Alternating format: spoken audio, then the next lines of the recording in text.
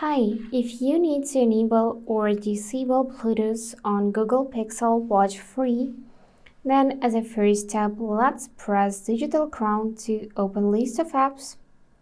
And here we need to search for settings. Great, tap it to open. And after that, just go in this first section, connectivity.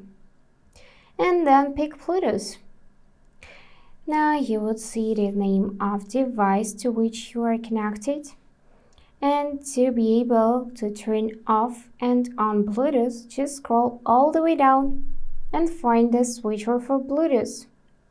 If you can see that it is yellowish, then Bluetooth is on, meaning you are connected to your phone.